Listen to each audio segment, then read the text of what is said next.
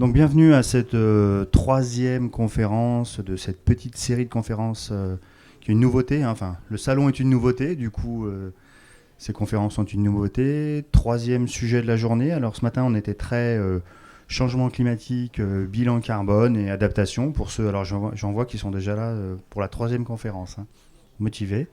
Donc la troisième, donc, qui va nous être présentée par Sandrine Rousseau, donc, enseignante chercheuse à l'UIVV, sur les nouvelles avancées sur la levure Brettanomyces bruxellensis. Moi, je me suis moqué de la personne qui nous invitait à venir à ces conférences, mais voilà, j'ai relevé le défi.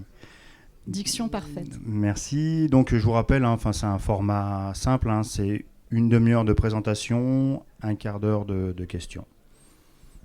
Je te laisse la parole. Bien, merci beaucoup. Bonjour à toutes et à tous. Merci beaucoup de cette invitation et de me laisser l'opportunité de vous présenter les nouvelles avancées sur Brettanomyces et plus particulièrement des travaux réalisés au sein de l'équipe de recherche auquel j'appartiens et qui est localisée donc, à l'Institut Jules Guyot à Dijon, dont vous avez une petite vue ici. Donc, avant d'aborder ces nouvelles avancées, je voulais voir avec vous un petit récap sur qui est Brettanomyces et pourquoi, vous allez comprendre ensuite, on parle beaucoup d'elle en ce moment, beaucoup plus qu'avant.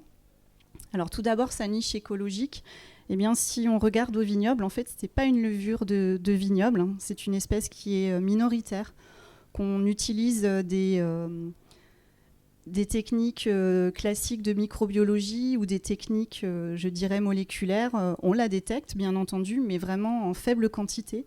Et on pourrait la comparer à Saccharomyces cerevisiae, qui n'est pas non plus une levure de vignoble, mais une levure qu'on va retrouver plus particulièrement dans le milieu vinicole énologique.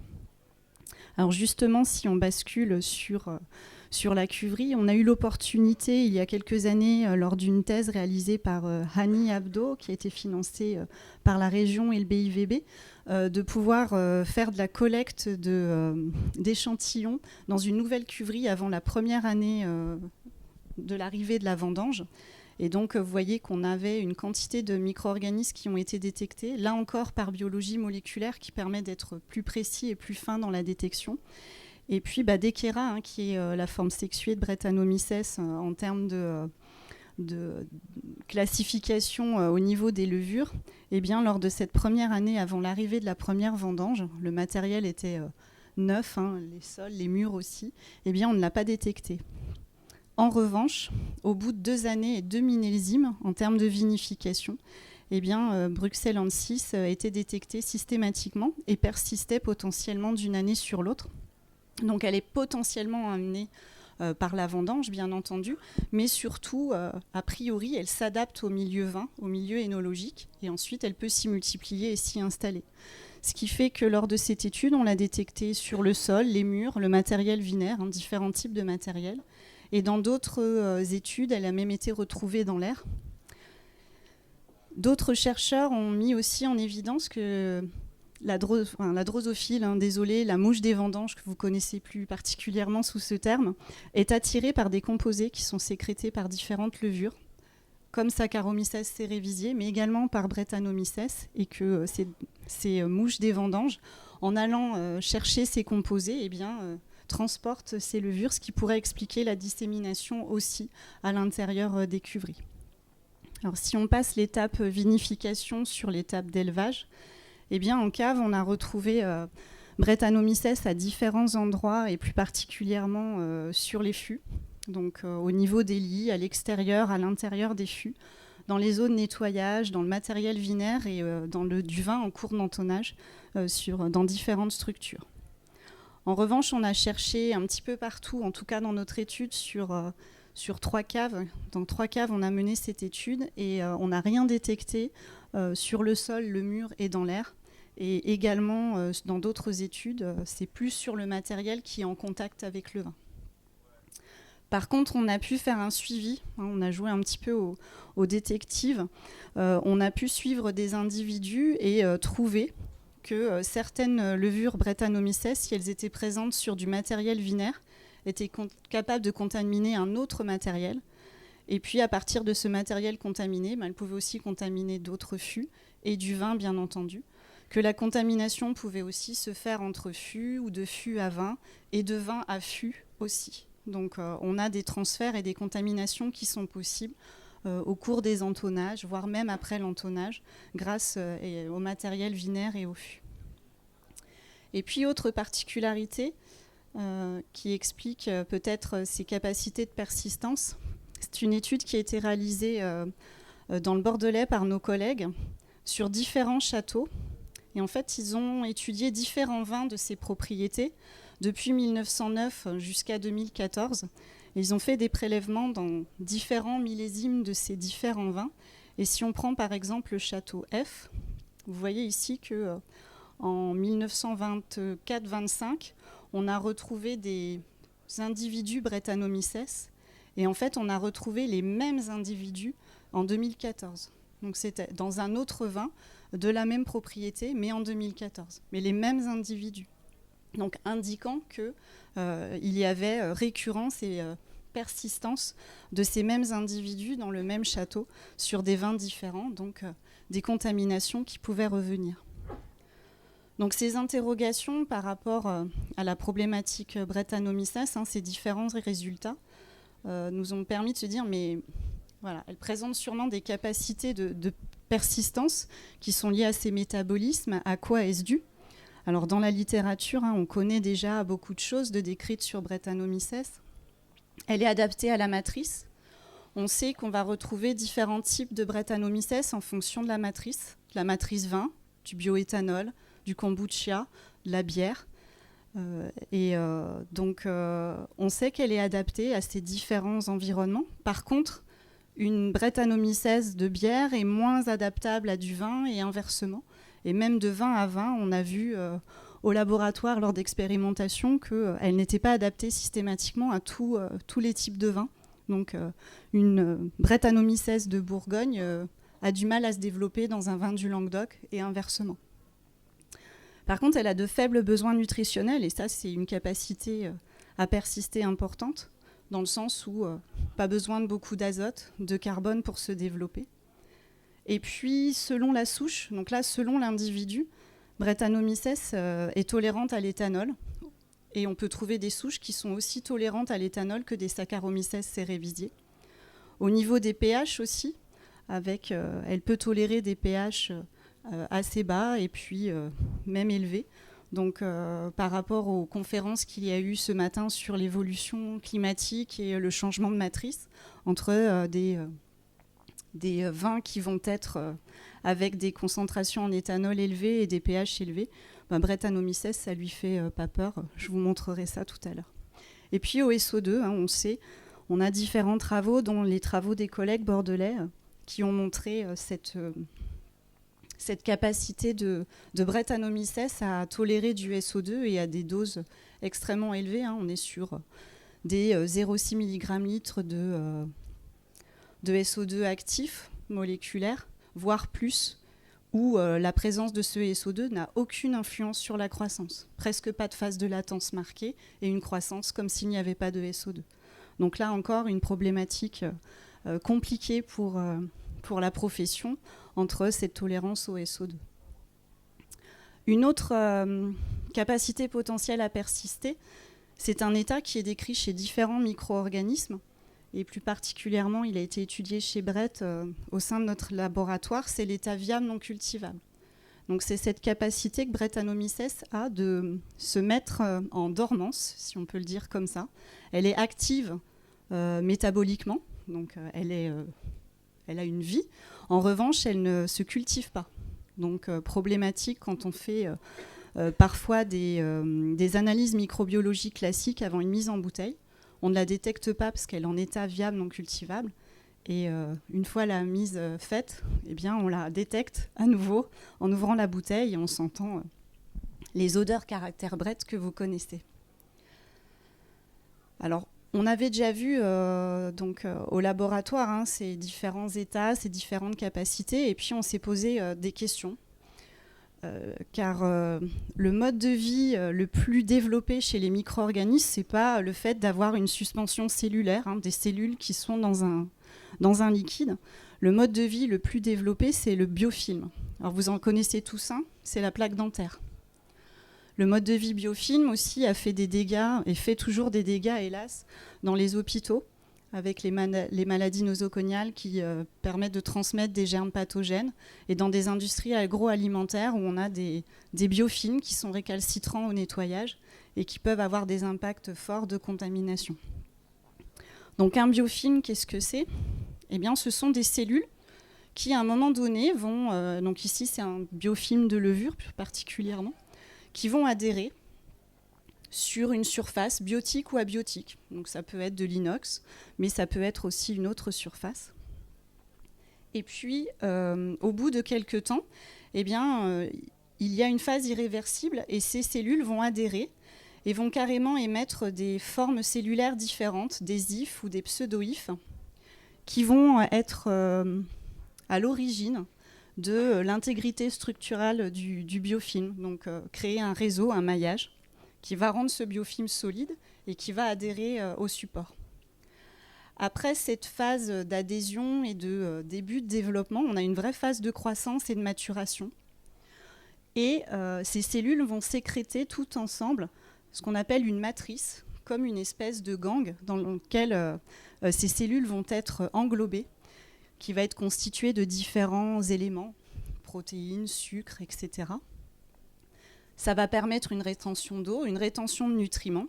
C'est une protection physique contre du nettoyage, une protection chimique aussi contre des agents de nettoyage ou contre des molécules antimicrobiennes plus particulièrement. Et c'est une vraie problématique dans différents milieux. Donc je vous disais, de santé et d'agroalimentaire. Après cette phase dite de maturation, eh bien, en fait, les cellules, il y a un peu trop de monde dans ce biofilm. Donc pour éviter que ce soit la crise du logement, si on peut le dire comme ça, eh bien, certaines cellules vont ressortir, vont être relarguées du biofilm et vont pouvoir aller contaminer d'autres surfaces. Donc vous comprenez que la problématique, c'est que s'il y a un biofilm existant, si on ne le nettoie pas comme il faut, eh bien, on a toujours une récurrence forte de contamination. Alors, qu'en est-il chez Brettanomyces ? Quand on a démarré cette étude, eh bien, on avait déjà identifié la levure sur différentes surfaces. Je vous ai parlé des fûts à l'extérieur, à l'intérieur. Et puis, elle était décrite dans des biofilms air liquide. Donc, certains, vous les connaissez. C'est le voile dans l'élevage des vins. Et puis, si vous êtes consommateur de kombucha, vous avez une mer, comme pour la mer de vinaigre. Et dans cette mer de kombucha, il y a des Brettanomyces qui participent à l'élaboration du kombucha, puisqu'on a des levures qui sont Brettanomyces qui sont issues. Par contre, au niveau du vin et dans l'environnement vitivinicole, il y avait très peu d'études qui ont développé la thématique biofilm chez Brettanomyces. La plus intéressante, à mon sens, c'est l'étude de Pascal Poupeau, qui a montré une première visualisation de ce que pouvait être un biofilm de Brettanomyces. Par contre, on avait un manque de connaissances et on a souhaité au laboratoire développer cette thématique qui, pour nous, avait un sens par rapport à la persistance et à la récurrence de Brettanomyces dans l'environnement vinicole. Alors, on est parti de la même technologie que M. Poupeau et on a fait de la microscopie confocale qui est liée à l'utilisation d'un marqueur pour permettre de visualiser les cellules. Donc ici, toutes les cellules en vert sont des cellules de Brettanomyces qui sont adhérées sur des plaques de polystyrène. C'est obligatoirement des plaques de polystyrène. C'est la technique utilisée et le matériel utilisé pour la confocale. On voit son épaisseur ici. Et puis, en fonction du jeu de profondeur, on arrive aussi à avoir des structures comme ici, des ifs, donc, qui traduisent un petit peu la description générale que je vous ai évoquée en parlant des biofilms levuriens. Alors, Brettanomyces, dans ces conditions d'observation, ne fait pas des biofilms très, très épais, mais fait quand même des biofilms, avec une population quand même qui est assez importante au bout de 7 jours, puisqu'on est à 10 puissance 6 cellules par centimètre carré, ce qui est quand même pas mal, et donc on a cette présence d'IF. Alors on a voulu être un peu plus approfondi en termes de croissance du biofilm, Et on a essayé de faire des biofilms sur 7 jours et sur 1 mois, et sur du matériel qui se rapprochait un petit peu plus de l'œnologie. Et donc ici, c'est sur de l'acier inoxydable. Donc vous avez des petits coupons, je ne sais pas si vous les distinguez ici, d'acier inoxydable qui sont mis dans des contenants avec du milieu de laboratoire. Et on voit ici le biofilm qui est formé, qui se détache un petit peu.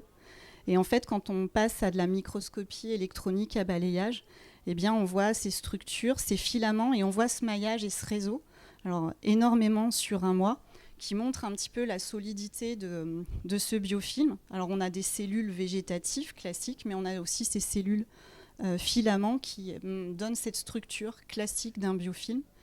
Et puis, on voit également, je vous ai parlé de cette gangue, cette matrice qui englobe toutes les cellules. Donc, on la retrouve également ici. Donc ça nous a permis de valider le fait que Brettanomyces était capable de faire des biofilms. Donc c'est pas une... Alors, en science, c'est quelque chose d'intéressant. En œnologie, c'est moins sympathique parce que ça veut dire que Brettanomyces, si elle se met sous cette forme de biofilm, elle présente des résistances au nettoyage et à des agents chimiques plus importantes que si elle était sous une autre forme. On a également testé le bois, parce que ça fait partie aussi de l'environnement où on peut la retrouver. Alors ici, vous avez 2 souches qui ont été étudiées de Brettanomyces, qui ont des caractéristiques physiologiques un peu différentes. C'est pour ça qu'on les avait choisies. Donc on a mis des coupons de bois ou des coupons d'acier inoxydable dans un milieu. On a mis une suspension cellulaire de Brettanomyces, puis on a été regarder ce qui se passait sur le coupon de bois ou sur le coupon d'acier. Donc l'acier, ce sont les histogrammes pleins, en bleu ou en violet, et le bois, ce sont les autres histogrammes. On a étudié la phase d'adhésion en science. Quand on étudie le biofilm, on considère qu'en 2 heures, on a la phase d'adhésion, et qu'au-delà de 2 heures, on est plutôt sur une phase qui va commencer à être une phase de croissance. Donc on constate qu'au bout de 2 heures, on a une adhésion qui est différente et que sur acier, ça adhère plus que sur bois. Et de manière systématique, en tout cas pour 2 souches étudiées qui ont une physiologie différente, on pourrait confirmer par d'autres souches, mais on l'a vu sans vous les présenter, on a ce différentiel. Donc il y a un effet support. Par contre, en termes de croissance, donc ça c'est la 2e étape de formation du biofilm, et bien sur acier, on a peu ou pas de croissance. On en a moins pour cette souche, on en a un petit peu plus pour cette autre souche, mais on a très peu de croissance, donc c'est souche dépendant, comme beaucoup de choses chez Brettanomyces et chez les micro-organismes. En revanche, sur le bois, quelle que soit la souche, vous regardez, on a vraiment une croissance entre 2 heures et puis 48 heures, voire 7 jours, qui est assez importante. Donc, elle doit trouver une surface plus intéressante pour se développer ou des nutriments ou d'autres caractéristiques. On n'est pas allé plus loin, mais en tout cas, elle adhère plus sur acier, mais elle se développe et croît plus en biofilm sur bois dans les conditions de réalisation de cette expérience. Alors pour le moment, ces études, elles étaient plutôt en milieu de laboratoire. C'est les premières phases quand on fait de la recherche, et puis après, quand on voit qu'il y a des différences, on passe aussi à des situations plus pratiques. Donc on a fait des études en vin, donc sur de l'acier inoxydable ici. Donc de la même manière, on a mis un pot contenant du vin et on a mis un petit coupon d'acier inoxydable, puis on a regardé jusqu'à 14 jours qu'est-ce que ça donnait. Bon, vous reconnaissez, Brett, elle fait des biofilms dans le vin sur acier inoxydable. Donc voilà, c'est dit. Et puis, elle adhère bien, et puis elle croît. Après, elle a une petite phase de diminution, mais elle fait des biofilms qui adhèrent. Pour énumérer la présence de ces cellules sur ces coupons, on est obligé de les gratter et de soniquer pour pouvoir tout enlever. Ça ne se fait pas comme ça, il faut avoir un décrochement physique pour pouvoir les dénombrer. On a fait aussi cette étude, je ne présente pas les résultats, mais juste pour vous montrer, on les a fait aussi sur 1 mois dans du vin, avec pareil de l'acier inoxydable ou du bois, et vous voyez qu'on a une augmentation de croissance, et on est sur une population qui est de l'ordre de 10,6, donc par centimètre carré, ce qui est aussi extrêmement important. Et puis autre chose d'importance, c'est que non seulement on a énuméré les cellules qui étaient sur le coupon, mais on a également énuméré les cellules qui étaient dans le vin au cours de ces 14 jours. Et vous voyez qu'en fait, on a toujours des cellules qui sont présentes, vivantes, dénombrables. Et surtout, on a une augmentation. Donc, c'est-à-dire qu'on a des cellules, comme vous avez vu tout à l'heure sur le cycle du biofilm, qui sont relarguées du biofilm et qui vont être capables d'aller coloniser une nouvelle surface, si surface il y a. Ces cellules, on a regardé en mettant le précurseur du 4-éthylphénol pour voir si elles étaient capables de sécréter du 4-éthylphénol. Et on remarque que dans les 7 jours qui suivent l'incubation, on a une production de 4-éthylphénol. Donc ces cellules, en biofilm ou relarguées du biofilm, sont capables de produire du 4-éthylphénol. Donc il y a une altération du vin qui est potentielle avec ce relargage. Au cours de ces études, on a observé des structures et on s'est posé la question, mais qu'est-ce que c'est que ces structures ? Et on a regardé dans la littérature et en fait, on a trouvé chez d'autres levures ou d'autres champignons des structures qui s'appellent des chlamydospores. Alors, je suis désolée, en microbiologie, tout est compliqué. Le nom des structures, le nom des levures. Et ces chlamydospores, en fait, chez des champignons, c'est des formes de résistance. Chez certaines levures, c'est décrit en biofilm, dans des cellules planctoniques, donc des suspensions cellulaires. Par contre, leur rôle est assez difficile encore à définir. On sait par exemple pour Candida albicans, qui est une levure pathogène, c'est une caractéristique de différenciation et ça lui permet de rester dans l'hôte et de survivre à long terme grâce à ces chlamydospores. Donc ça serait des formes de résistance potentielle. Eh bien, en fait, Brettanomyces, on a plus ou moins confirmé. Il resterait encore une ou deux petites manips pour vraiment être sûr que ce soit des chlamydospores, mais les premières expérimentations nous ont quand même permis de les valider. On a retrouvé dans le vin, en biofilm ou en culture planctonique, des chlamydiospores. Donc, ce sont ces grosses cellules réfringentes avec une double paroi qu'on voit ici par rapport à la cellule levure classique. On les voit sous différents types de coloration et donc elles sont présentes. Et donc Brettanomyces fait aussi ces chlamydospores qui sont peut-être une nouvelle forme de résistance. Je vous ai dit qu'on avait retrouvé Brettanomyces sur des voiles.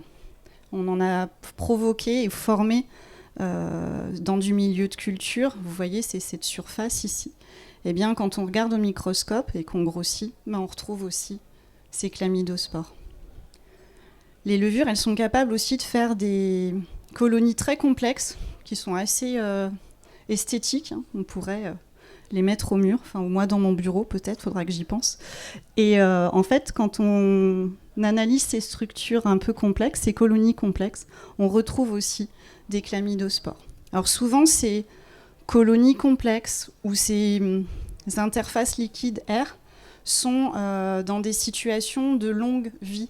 C'est-à-dire, c'est plutôt des boîtes de pétri qui ont quelques semaines ou des cultures qui ont quelques semaines et on voit ces structures apparaître. Donc, on suppose que les conditions nutritionnelles sont plus favorables et que Brettanomyces produit potentiellement ces chlamydospores pour résister en attendant de nouvelles conditions. Donc, tout ça montre que Brettanomyces est la X moyen de persister dans l'environnement et de se maintenir. Donc, comment gérer le risque ? Alors, je ne vais pas vous apporter des solutions miracles, mais plus des préconisations qui me semblent judicieuses pour essayer de vivre avec. Car je pense qu'à l'heure actuelle, on en a tous témoin sur un autre virus et pas une bactérie, c'est qu'il faut vivre avec. Et de mon point de vue, Brettanomyces, il faut vivre avec et essayer d'éviter les facteurs de risque et essayer les contaminations. L'éradication à 100%, elle me semble difficile. Donc, faut surveiller les fermentations languissantes, limiter le temps entre une FA et une FML, parce que Brettanomyces, elle est toute seule et elle adore ça, juste avant que nos Coccus-Honey ou d'autres bactéries lactiques se développent. Et puis, attention à des situations particulières, avec des sucres résiduels ou des pH élevés, qui, hélas, sont de plus en plus récurrents à l'heure actuelle. Donc pour ça, la préconisation, c'est de faire des suivis microbiologiques aux étapes clés. Donc en cas de fermentation languissante, en fin de FML, avant l'élevage, au cours ou avant la mise, pour pouvoir suivre la population et dès qu'on est sur une population qui va augmenter, de pouvoir essayer de voir qu'est-ce qui se passe et d'éviter le risque. Donc il y a une technique que vous connaissez sûrement qui est la cytométrie de flux qui offre l'avantage d'avoir un résultat en moins de 24 heures, ce qui est quand même pas mal pour voir réagir, sachant que Brettanomyces, elle a une croissance lente et que si on est sur un milieu de culture, c'est 7 jours. Donc en 7 jours, il peut se passer tellement de choses que c'est pas anodin de pouvoir raccourcir les délais d'analyse et puis d'avoir des seuils de détection qui sont assez intéressants. Donc la cytométrie, c'est 10 puissance 2, hein, donc ça fait 100 cellules millilitres. On est quand même sur des quantités faibles, sachant que dans la littérature et les conditions que nous on a observées, il faut quand même, et je parle en Bourgogne, ce qui n'est pas forcément le cas dans tous les autres vignobles, il faut être à 10,6, 10,5 cellules pour pouvoir détecter la production de 4-éthylphénol. En dessous, dans ces conditions-là, j'insiste bien, on n'est pas en mesure d'avoir une production de 4-éthylphénol. Ce n'est pas systématiquement le cas, partout. Alors, autre chose aussi, c'est l'importance des étapes de soutirage, de collage, qui vont éliminer les lits, par exemple, qui sont potentiellement des substrats pour que Brettanomyces se développe. Ici, dans cette étude, alors sans lit ou avec lit, vous avez vu qu'elle se développe, mais elle a quand même un différentiel de population important. Donc en fait, il faut éviter de lui donner des facteurs de développement. Maintenir une dose de SO2 ou d'autres composés assimilés en fonction des choix qu'on peut faire est importante. Ici, c'est une étude qui a fait une modélisation en fonction du substrat. Donc vous voyez ici, on est dans un vin simulé à 12,5, de l'autre côté à 15. Vous voyez, quand il n'y a pas de SO2, en fait, la probabilité que Brett se développe, elle est de 100%. Quand on est dans un vin à 15 degrés, elle a un petit peu de mal au début, surtout sur des pH bas. Par contre, sur des pH élevés, elle se développe. Donc là encore, sur des matrices avec des potentialités qui sont modifiées, ça peut être problématique. Et en fonction des doses, elle s'adapte en fonction de la souche. Donc elle est toujours à essayer de contrecarrer ce qu'on va lui appliquer. Donc il faut toujours maintenir cette dose optimale. Sachant que cette dose optimale, il faut la maintenir aussi. Pourquoi ? Parce que si on n'a pas la bonne dose, on va peut-être pas tuer Brett, mais on va la mettre en état viable non cultivable. Et si elle est en état viable non cultivable, vous la laissez entre guillemets en dormance. Et puis quand le SO2 ne fait plus son travail, parce que avec le temps on a une perte d'efficacité, eh bien Brett peut reprendre son activité et redevenir viable et se développer. Alors à l'heure actuelle des choses, on sait que quand elle est en état VNC, elle n'est pas capable potentiellement de produire du 4-éthylphénol, mais en tout cas, elle est un danger et un risque pour le développement du vin.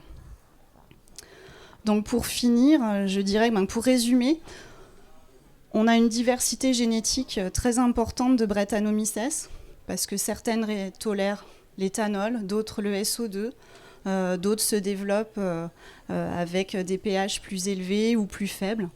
Elle a donc des tolérances à différents stress qui sont problématiques pour l'éradiquer. L'état viable non cultivable est un problème, et puis sa capacité à croître dans des milieux très pauvres. Et puis nous, on en a rajouté une couche en disant que, on a mis en évidence qu'elle était capable de former des biofilms, qui est une forme de résistance, qui est démontrée pour d'autres micro-organismes.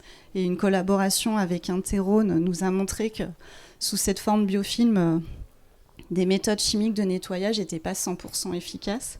Et puis, on est en train de creuser cette piste des chlamydiospores, parce que ça pourrait être une éternelle et une récurrence qui expliquerait qu'en 1924, dans ce château, on ait trouvé des mêmes individus et que l'on ait retrouvé dans un vin en 2014.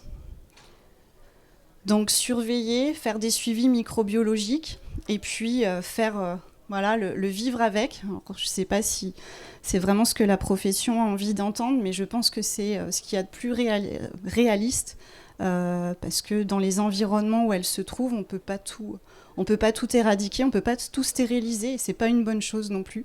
L'équilibre microbien est important. Et donc il faut éviter les facteurs de risque et lui donner l'opportunité de se développer. Alors si vous souhaitez aller plus loin, on a publié ces travaux dans différentes revues, donc revue des œnologues et puis également une revue internationale, mais avec traduction en français, en anglais, en espagnol et en italien. C'est Ives Technical Reviews. C'est accessible en open access sur Internet. Donc je vous encourage à aller voir. Il y a des travaux en œnologie, en viticulture, en économie aussi, il me semble. Donc c'est très intéressant aussi bien pour la profession, pour les étudiants.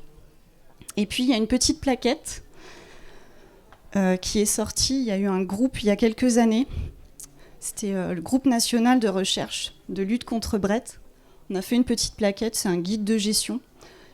J'ai quelques exemplaires à disposition sur le stand de l'IUVV. Donc si vous en voulez, sinon vous pouvez aller sur le site de l'Institut Rhodanien et vous pouvez retrouver en format PDF cette plaquette. Voilà, je vous remercie de votre attention. Et puis pour le stand, c'est le A22B19 dans ce hall. Si vous voulez échanger ou voir pour les plaquettes, n'hésitez pas. Ou pour toute autre question. Merci beaucoup. Merci Madame Rousseau pour cette intervention très complète. Alors avant de passer aux questions, je le rappelle, désolé pour ceux qui sont là depuis ce matin, toutes ces interventions sont filmées en direct et disponibles dès ce soir sur différents réseaux sociaux, dont YouTube. Vous passez par le site du salon Vinequip et puis voilà, vous aurez la présentation. Et on va passer aux phases de questions, réactions par rapport à la présentation, s'il y en a.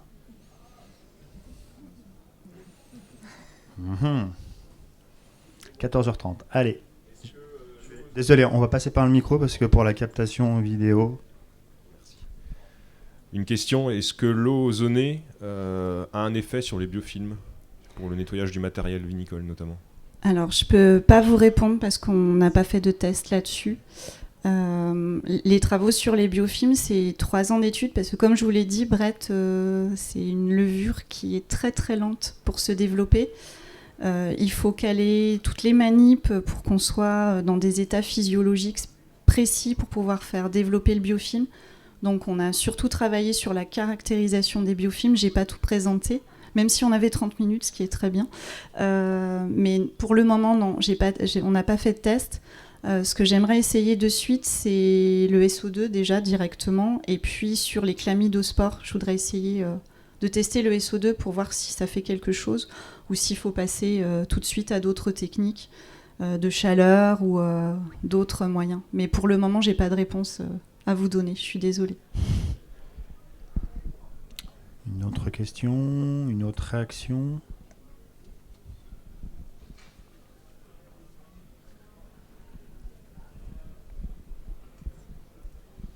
Je suis désolé, je suis un petit peu arrivé en retard au début de votre présentation, peut-être que vous l'avez abordé, mais dans vos prescriptions préventives, vous parlez jamais de chitosan par rapport à la gestion du risque. Je voulais avoir votre avis par rapport à ça.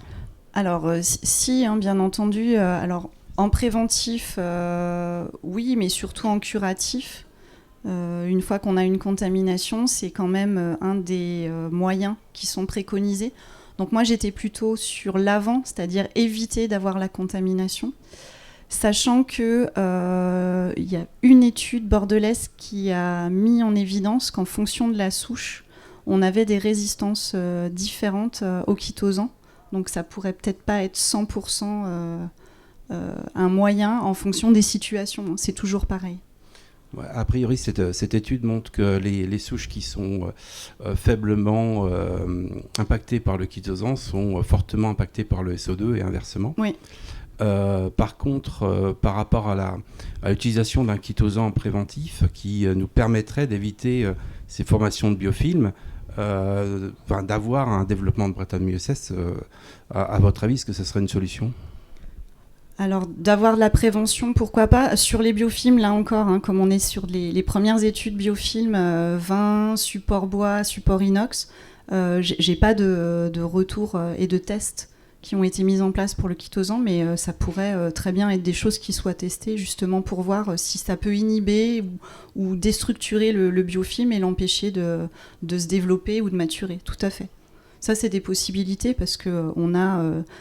c'est physico-chimique un biofilm, hein. Donc il y a la connexion avec le support, mais si on perturbe par l'ajout de composés, que ce soit le chitosan ou autre, bien entendu, on pourra avoir des résultats. Il suffit juste de tester. Avec des effets matériels qui seront sûrement différents, puisqu'on a des interactions qui sont différentes en fonction du support. Tout à fait. Une autre question de compréhension générale, de lutte ou de vivre avec.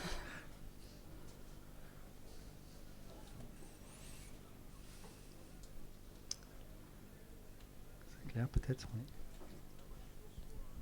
Bonjour, donc aujourd'hui on est sur la caractérisation des biofilms. Est-ce vous allez travailler sur l'élimination de ces biofilms en fait, Oui. Des outils d'hygiène, de détergence? Alors justement, je l'ai évoqué au cours de cette présentation, on a une collaboration qui s'est mise en place il y a déjà 2-3 ans, qui est un peu ralentie, vous savez pourquoi, avec Interone. Sur des process de nettoyage par rapport à des biofilms formés. Donc sur différentes souches, donc on a testé des souches bourguignonnes et des souches de Côte-du-Rhône et on a regardé différentes méthodos. Une méthode classique qui est la technique de référence de nettoyage en cuverie sur le centre expérimental d'Interone, et puis on a essayé l'acide lactique. D'ailleurs, une des publications qui est en haut à droite, c'est les prémices un petit peu de cette étude. On a voulu travailler avec des produits un peu plus safe, et donc on a travaillé avec l'acide lactique, des temps de contact, et on travaillait aussi avec des temps de température, où on a des effets de diminution de population des biofilms, comme pour la méthode de référence. Par contre, on n'a pas une élimination à 100%. Donc on est en deçà du seuil de détection, mais ça veut dire que on pourrait avoir une recontamination. Donc il faut qu'on teste des pas de temps, peut-être inclure une température de nettoyage, puisqu'on sait que la température peut avoir quand même aussi un effet. Et de combiner en fait différents stress pour les biofilms. Et autre chose aussi, c'est développer avec les collègues physico-chimiques des laboratoires autour de l'Institut sur la composition du biofilm de Brettanomyces, parce que chaque micro-organisme fait des biofilms avec des compositions en protéines, lipides, glucides différents, de pouvoir savoir l'architecture et de trouver justement le composé, la base ou l'acide, ou un autre composé qui pourrait déstructurer ce biofilm et être plus efficace sur la destruction. Parce que dans les industries laitières, agroalimentaires, en fonction des micro-organismes, on peut aussi choisir son détergent ciblé. Donc ça, c'est en cours aussi. Enfin, il y a beaucoup de choses en cours, en fait.